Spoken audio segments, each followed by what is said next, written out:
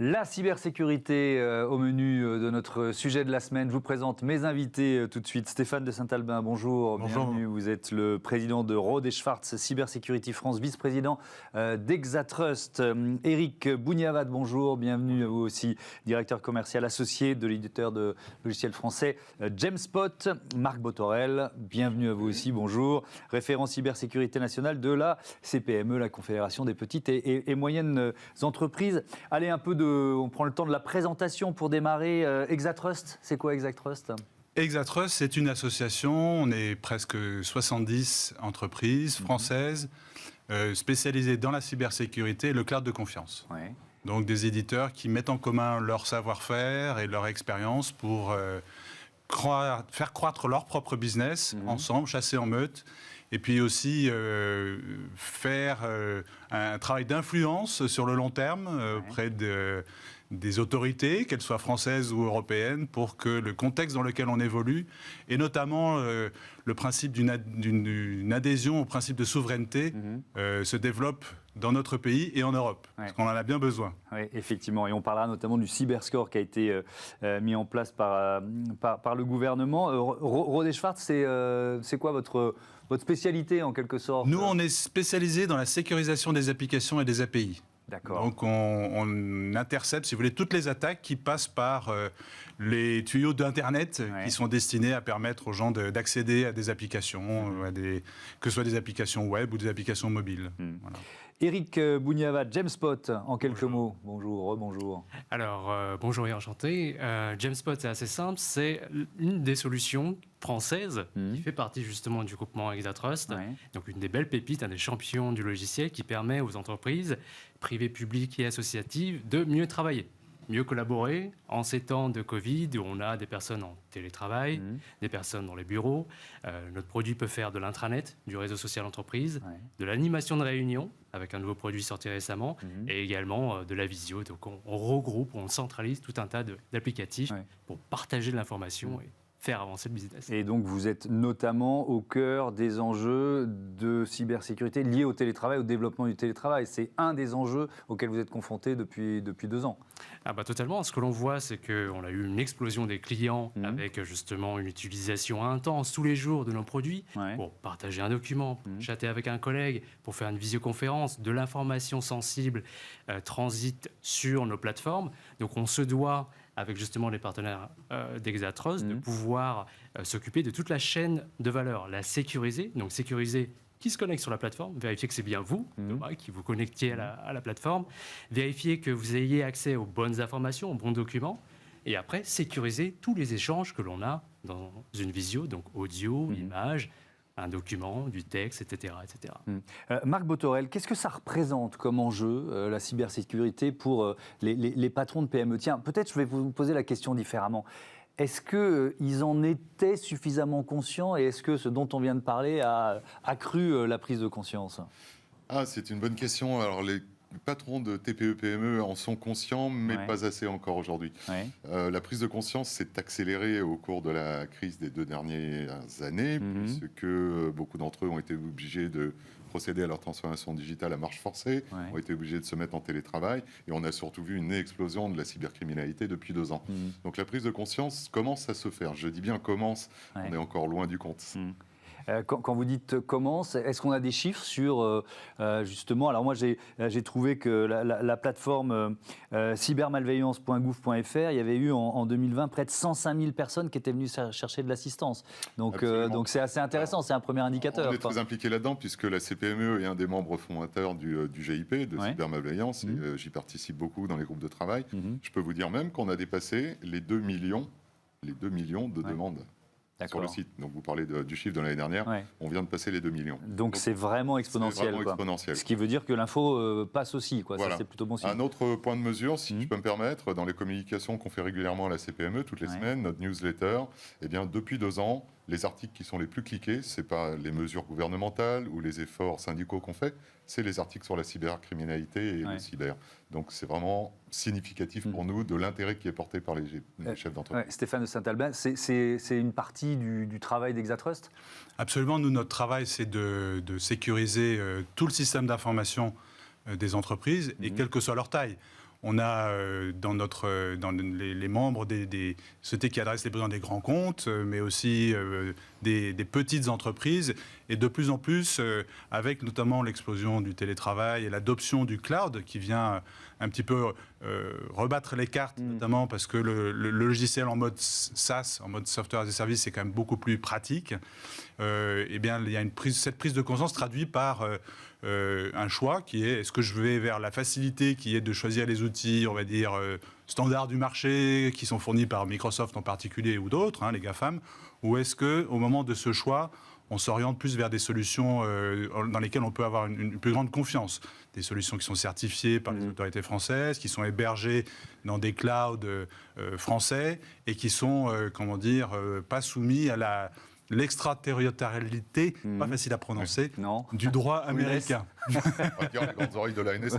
Les grandes oreilles de la NSA. Éric Bougnavat, James Bond, c'est français, je le rappelle, vous l'avez dit, mais est-ce que le fait d'être en France et en Europe, ça vous soumet à plus de contraintes d'une certaine façon, ou à des règlements qui sont plus sévères Vous voyez ce que je veux dire ? Alors déjà, je suis plutôt d'accord avec justement ce point-là. On a différentes choses. On pense au RGPD, le règlement général de protection des données, où là, on a des acteurs côté outre-Atlantique qui vont faire plus ou moins d'efforts. Et là, ça dépend bien sûr de chaque éditeur.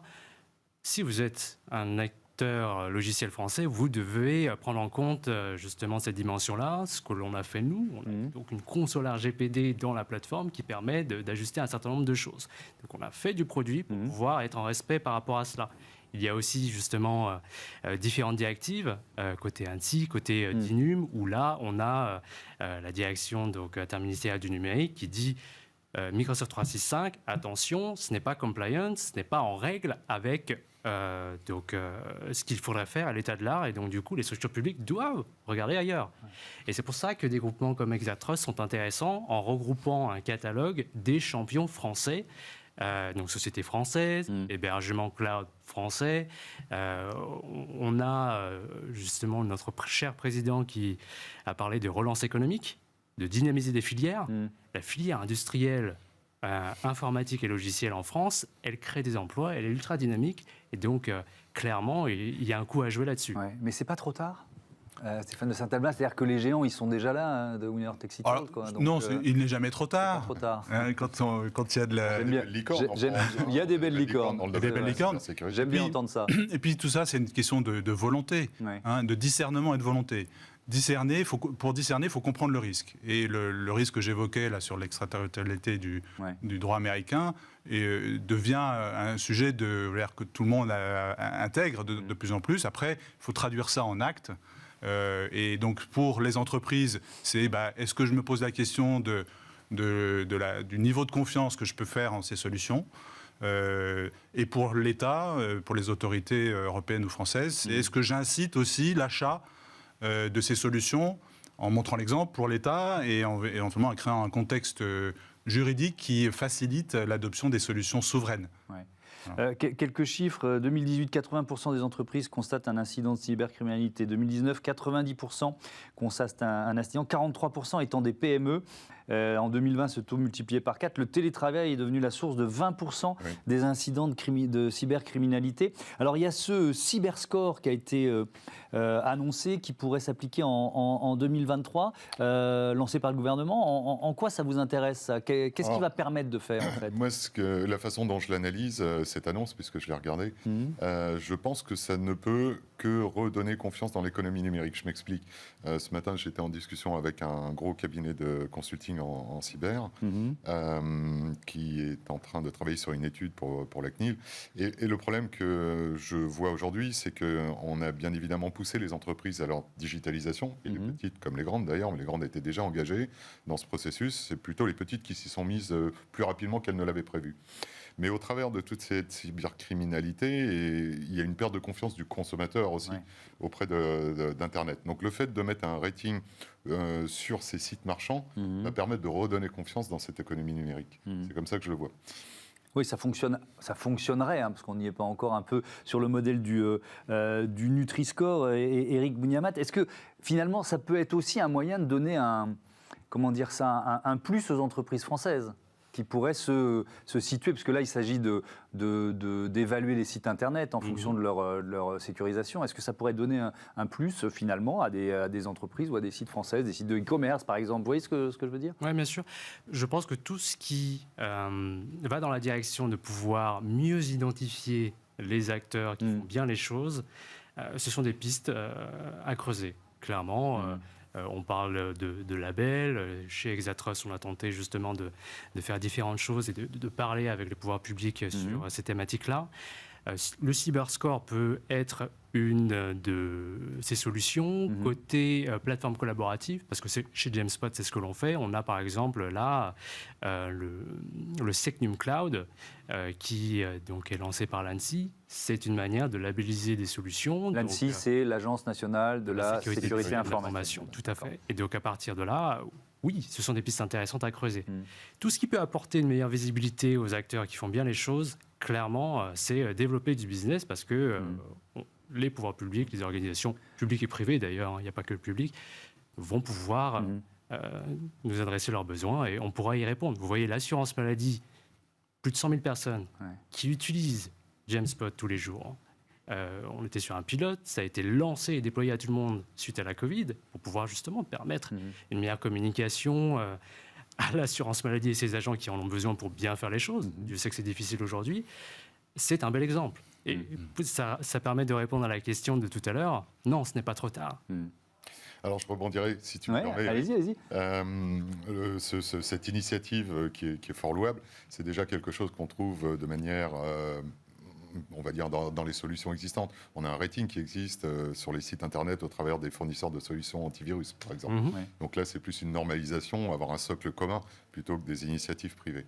Mais pour revenir sur ce que tu disais, au même titre que on parlait de la confiance numérique, le RGPD souffre de la même chose. Il a été présenté jusqu'à présent surtout sous l'aspect répressif.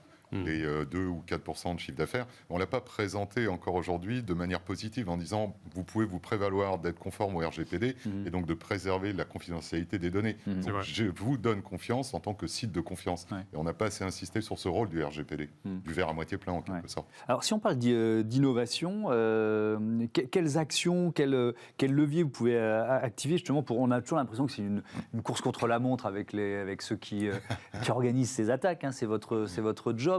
Par exemple, sur les applis, puisque c'est l'une de vos spécialités, c'est quoi? Comment vous travaillez en matière d'innovation? Qu'est-ce que vous avez mis au point récemment? Alors en fait, on essaie d'accompagner un mouvement de fond qui va vers l'agilité. Vous savez, la transformation numérique, c'est je crée des moyens, des applications qui permettent aux membres de mon écosystème, mes clients, mes fournisseurs et partenaires, d'accéder à l'information pour, dans le cadre du cyber-rating, c'est un bon exemple, informer le consommateur, informer les utilisateurs de ce qui se passe et créer une loyauté ou un lien plus fort. Et cette transformation numérique appelle des nouvelles méthodes. Donc les entreprises, de plus en plus, font ce qu'on appelle de l'agilité. Donc, ils vont au plus rapide en faisant de l'incrémental. Donc, c'est un changement technique dans les technologies qui sont utilisées, l'utilisation de microservices. Au lieu de créer une application un peu monolithique, on crée une application très modulaire avec des microservices qui communiquent entre eux. Ça veut dire quoi? Ça veut dire que si l'un des services est attaqué, on peut l'isoler et protéger. Ça veut dire aussi qu'on peut comprendre avec mon cerveau de journaliste. Oui. Au départ, ça veut dire surtout qu'on peut incrémenter l'application. Ça veut dire quoi, incrémenter? L'augmenter, améliorer, ajouter des fonctions, des fonctionnalités, sans changer l'ensemble. Voilà. Et donc, d'un point de vue de la cybersécurité, maintenant, l'intérêt ou l'opportunité, c'est de protéger chacun de ces composants, de ces microservices, en intégrant la sécurité à l'intérieur même de ces composants. Donc ça, c'est ce qu'on est en train de faire chez Rohde & Schwarz pour accompagner en fait la transformation, pour que la transformation numérique ne se fasse pas aux dépens de la sécurité.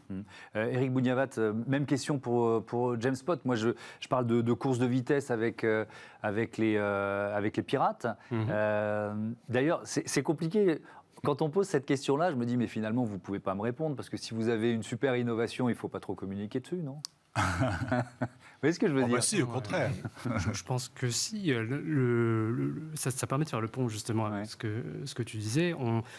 on doit, en tant qu'industriel du logiciel, prendre en compte la sécurité et de faire du security by design.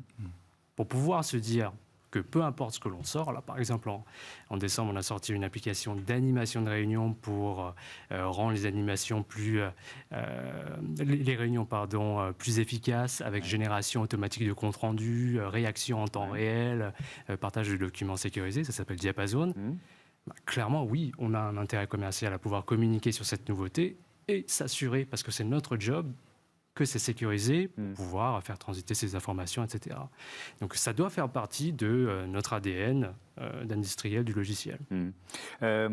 Sur la CPME, Marc Botorel, il y a Alerte Cyber. C'est quoi Alerte Cyber dans les nouveautés qui ont été lancées Alerte Cyber, c'est un réseau d'alerte qui a été créé à l'initiative des 3 syndicats, CPME, MEDEF, U2P, et en collaboration avec l'ANSSI et cybermalveillance.gouv. En fait, on est parti du constat que les bulletins d'alerte qui étaient publiés par les centres, ce qu'on appelle les CERT, sont relativement complexes à déchiffrer pour un non-sachant, et d'autre part, concernent aussi parfois des produits connexes qui ne sont pas le cœur des systèmes d'information des TPE-PME.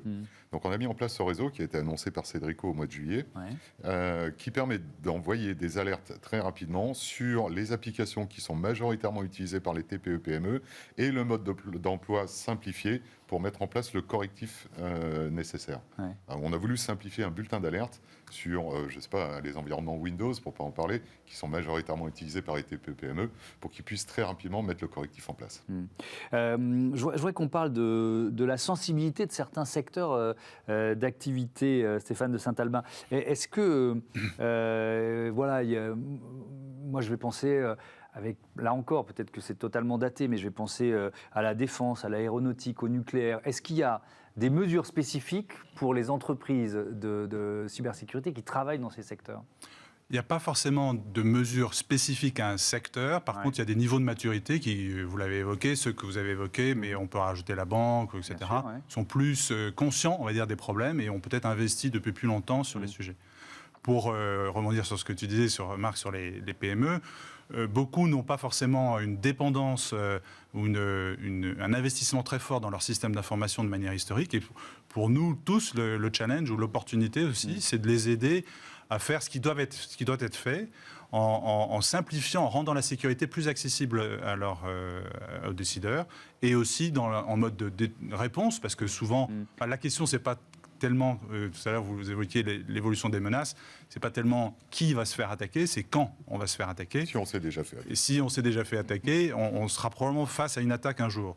Et donc, éduquer les décideurs dans les PME et donner je pense que tu as apporté ici, Marc, le guide. Donc ça, c'est un guide pratique, c'est ça ? Voilà, c'est un guide. Donnez, je vais le montrer, moi. C'est un guide que l'on a co-construit avec l'ANSSI, qui sont les 12 bonnes pratiques à mettre en œuvre. C'est de la bonne pratique et c'est du bon sens informatique. Le but, c'est de le distribuer le plus possible à tous les employés pour mettre en place ces règles simples qui vont, comme on dit dans le jargon, diminuer significativement la surface d'attaque.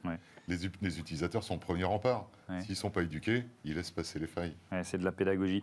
J'ouvre numéro 6. Être aussi prudent avec son smartphone ou sa tablette qu'avec son ordinateur. C'est directement pour vous, ça. Clairement. Oui. Parce que quand on bosse sur les applis, c'est vrai que je ne pense pas à la cybersécurité quand j'ouvre une nouvelle appli ou quand je la télécharge ou quand je reçois une alerte, un appel, etc. Et pourtant, vous devriez. Parce qu'il y a beaucoup d'applications qui ont des comportements, on va dire, critiquables. Par exemple, accéder à vos données personnelles ou lire vos SMS, accéder à vos contacts. Quand ça n'est pas l'objet de l'application, ça ne devrait pas être le cas. Et c'est pourtant souvent le cas. Il y a une entreprise dans le groupement qui s'appelle Pradeo qui a conçu une solution dédiée à la protection de ces applications mobiles. C'est-à-dire qui fonctionne comment ? Qui s'installe sur le portable, le smartphone, et qui surveille le comportement des autres applications. Voilà.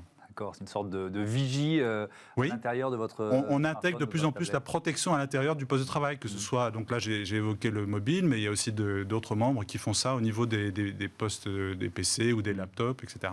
L'attaque la plus importante en ce moment, Marc Botorel, c'est quoi, le ransomware, le rançongiciel? Le résultat de l'attaque, vous voulez dire. Si on regarde parce que le vecteur, finalement, c'est à plus de 80%, entre 80 et 90%, c'est le mail.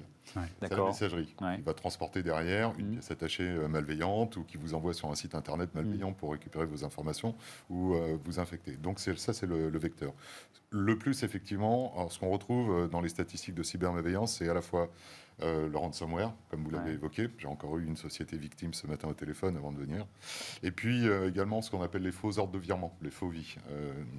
Voilà, la demande du chef d'entreprise à sa comptable, mais qui n'est pas le chef d'entreprise, de faire un virement pour une opération secrète, soutirer de l'argent. Donc c'est soutirer de l'argent, quoi qu'il en soit, que ce soit par des faux ordres de virement, soit au travers de demandes de rançon.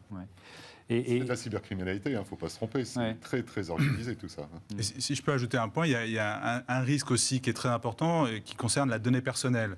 La donnée personnelle, celle des citoyens ou des utilisateurs, donc qui est protégée en Europe par le règlement général de la protection des données, mais qui devrait s'appliquer aussi aux données des entreprises. Et là, il y a un vrai risque qui touche tout le monde et qui n'est pas forcément réservé aux industries, on va dire, dans la sûreté ou dans laquelle la donnée est perçue d'ores et déjà comme critique. Toute entreprise qui utilise les outils modernes est soumise en fait à un risque d'espionnage en masse. Vous vous rappelez des révélations de Snowden, ça c'est le quotidien de chacune de nos entreprises et il faut prendre conscience de ça et mettre en place des mesures de protection et de réponse adaptées pour se prémunir contre l'absorption de nos données qui sont l'or ou la monnaie du 21e siècle. Le pétrole du 21e siècle. Pétrole du 21e siècle. On a commencé par ça, la question du télétravail, et je me tourne vers vous pour conclure, Marc Botorel. Est-ce que ça suppose de la part des PME, TPE que vous représentez, des investissements qu'elles ont du mal à faire, vous voyez, cette bascule vers le télétravail et les conséquences en matière de cybersécurité et d'investissement? En fait, pas réellement. Je vais juste prendre une statistique parce qu'elle est importante, je pense. Le dernier sondage qu'on a fait à la CPME au mois de juin de l'année dernière nous a remonté que 70% des répondants vont conserver le mode de télétravail au moins 2 jours par semaine. Donc c'est établi maintenant. Oui, voilà, c'est pas juste, c'est pas conjoncturel. On est parti. Voilà. En termes d'équipement, non, c'est simplement peut-être revoir certaines règles, remettre en place quelques éléments, notamment pour les accès à distance, qui est aussi ce qu'on appelle le remote desktop. Donc les accès à distance sont aussi très vulnérables aujourd'hui, en tout cas dans les versions qui ne sont pas corrigées ou pas bien installées. Mais en termes d'investissement pour se mettre en télétravail, ça ne demande pas d'investissement. Oui, mais si le salarié utilise son ordi personnel... il ne devrait pas, déjà. Il ne devrait pas, c'est ça. Mais voilà, on en profite pour faire de la pédagogie aussi. Il ne devrait pas. C'est-à-dire la société devrait lui fournir un PC qui est uniquement... D'où un investissement. Alors, un investissement éventuellement, voilà, mais c'est peut-être l'utilisateur qui a déjà son PC au bureau et qui l'a emmené chez lui. Donc ça peut être souvent le cas. C'est souvent le cas. Là-dessus, un mot de conclusion? Oui, nous sommes passés en 100% télétravail chez Jamespot, ce qui nous a permis d'ailleurs de recruter des personnes dans toute la France. Et il est clair que oui, vous voyez, nous avons 40 personnes et nous recrutons, n'hésitez pas à regarder notre site web. Et donc, ce que l'on voit, c'est que l'on fournissait déjà des ordinateurs portables aux différents collaborateurs, donc ils ont juste eu à le prendre à la maison et nous financer.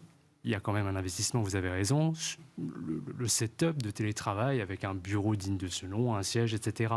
C'est vrai que pour certaines PME et boîtes, il peut y avoir un investissement à acheter des ordinateurs portables s'il n'y en avait pas, mais finalement, ce n'est pas un investissement si fort. Mais je pourrais vous donner... Allez, dernier mot, tout dernier.